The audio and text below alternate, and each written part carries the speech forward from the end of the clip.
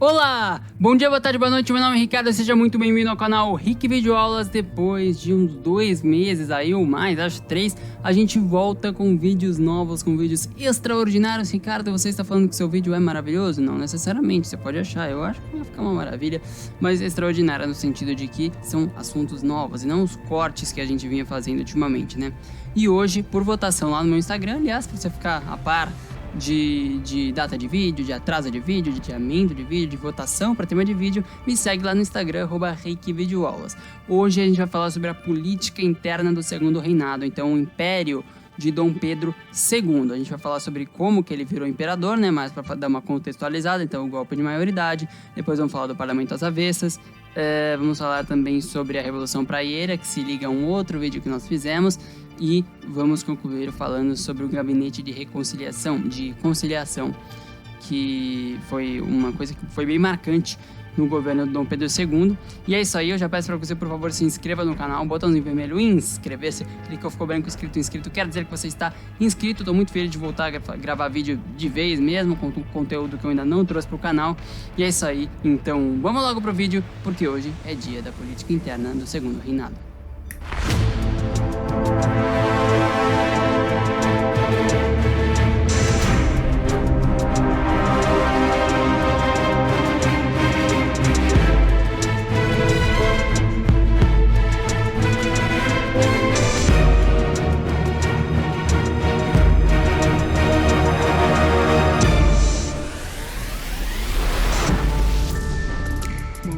Como é que Dom Pedro II virou imperador?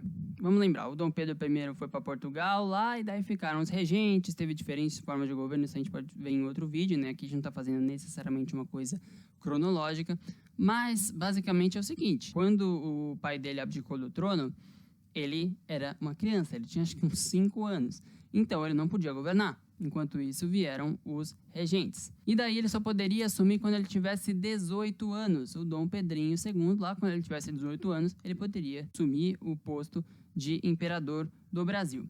Mas em 1840, quando ele tinha 15 anos, houve o golpe da maioridade. Daí você já deve imaginar o que é. Ele foi um golpe articulado pelos liberais. Por quê? Porque naquele momento o poder com os regentes lá estava na mão dos conservadores. E vamos primeiro desmistificar uma coisinha rapidinha, que hoje em dia, quem é liberal é conservador. No geral, na política é assim hoje em dia, né? Naquela época não era. Conservador era o cara a favor da monarquia, a favor do absolutismo, a favor de outro tipo de coisa. O liberalismo era uma coisa ascendente, né? Naquela época. E os liberais não queriam que os conservadores ficassem no poder, e por isso eles fizeram esse golpe de maioridade, ajudaram o Pedrinho a virar Dom Pedro II, né? E a partir do momento em que ele assumiu o trono, esses liberais eles pensam, pô, dá uma ajudadinha aqui, né, Dom Pedro, ajuda nós agora, dá uns cargos pra gente, privilegia a gente e não os conservadores na política. Vamos ver se deu certo essa tentativa de convencimento deles, de persuasão. E daí, então, esse era o objetivo dos liberais, que articularam esse golpe de maioridade com o Dom Pedro com 15 anos. E logo de início, o Dom Pedro novo ainda tinha que lidar com o fim de rebeliões regenciais, como cabanagem, balaiada, ainda teve que lidar com farroupilha, fazer acordo com os fazendeiros lá, os estancieiros. Isso aí a gente vai falar em outro vídeo de todas essas rebeliões regenciais que ocorreram na época. E daí assumiu o trono, então, o Dom Pedro II. Podemos falar agora da política interna do Segundo Reinado, que foi justamente o reinado dele. O que ele fez? Vamos lá, Dom Pedrinho assumiu em 1840, virou imperador, ok. Vamos falar sobre o parlamento às avessas. Pois bem, em 1847, lembra, 7 anos antes, os liberais articularam o golpe de maioridade para conseguir cargos e benefícios quando Dom Pedro II se tornasse imperador. Em 1847, os liberais perdem para Dom Pedro II, que deu início ao parlamento às avessas. Então eles acharam que iam ter um super privilégio diante dos conservadores. Não foi bem assim. O Dom Pedro II deu início ao parlamento às avessas. O que foi este parlamento às avessas? Como é que era na Inglaterra? Porque o Brasil, a princípio, ia se espelhar na Inglaterra, que era um modelo liberal, um modelo que teve muito sucesso, né? E lá era um parlamento e o Brasil realmente espelhou. Ele fez ao contrário. O parlamento inglês, ele tinha o rei basicamente como é a rainha Elizabeth hoje. A Elizabeth II, ela é figurante, né? Tem sua importância lá, mas ela não toma decisão nenhuma. O rei reina, mas não governa. que é a frase que define isso basicamente, né? Então tinha naquela época já eleições diretas para parlamento. Imagino que seja voto universal masculino, tá? Não posso garantir isso agora, mas é quase certeza que seja isso. Esse parlamento, ele escolhia o primeiro-ministro e o rei estava lá, mas não fazia nada demais. No Brasil, imperador. A princípio, o sistema seria o mesmo. Tem-se um parlamento, tem-se um primeiro-ministro e tem-se um imperador. Não um rei, mas um imperador. Só que o nosso querido DP2, o Dom Pedro II, deu um jeito de quê? Ele deu um jeito de ele poder ser absolutista sem ser absolutista. Então tinha lá judiciário, legislativo, executivo e um quarto poder, que era o poder moderador. E esse poder moderador basicamente dava esse direito a ele de poder escolher ministro, de poder nomear e exonerar esses ministros, os primeiros ministros, e se ele quisesse, ele dissolvia o parlamento. Olha, não estou gostando do que o parlamento está fazendo, não estou gostando dessas decisões, não quero mais, deixa só o primeiro-ministro, deixa que eu mando aqui, não tem problema nenhum. Então você vê nessa comparação, né, de como é que era na Inglaterra. Então, o povo elegia, ou os homens elegiam o parlamento elegia o primeiro-ministro e o rei estava aqui. No Brasil, não. No Brasil, o imperador escolhia o primeiro-ministro, o primeiro-ministro escolhia o parlamento junto com as eleições que eram por voto censitário. Então, só quem tinha dinheiro votava. Então, era uma coisa muito mais restrita e por isso que era parlamento às avessas. Porque não era parlamento, a setinha só ao contrário. O rei, lá no fundo, ele tinha um poder praticamente absoluto. Porque o poder moderador dava... eu falei rei, né? Eu falei rei, é o imperador. O imperador tinha poder basicamente absoluto, porque ele podia interferir no que ele quisesse, mudar quem ele quisesse. Não gostei do ministro, vou trocar. E assim ele foi fazendo, e claro que a repercussão disso não foi muito boa, especialmente por parte dos liberais. Bom, tanto essa repercussão não foi tão boa que em 1848, em Pernambuco, ocorreu a Revolução Praieira, que foi inspirada em quê? Na Primavera dos Povos. Tem um vídeo aqui em cima, não sei de qual lado que vai aparecer, que foi um vídeo que a gente fez na época que eu estava tendo provas finais no colégio, que é sobre a Revolução de 1848 na França.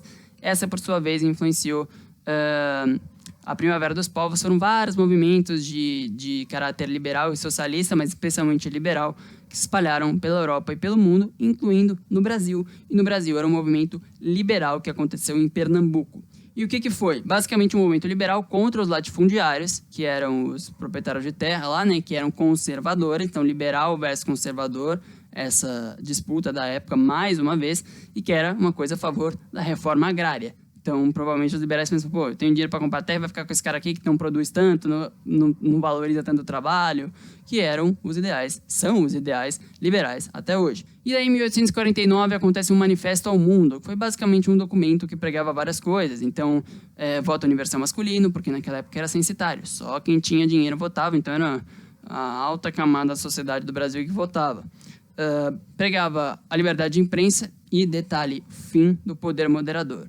Então, era uma coisa que veio da França, era uma coisa que falava dos conservadores e tal, mas também tinha crítica ao Dom Pedro II.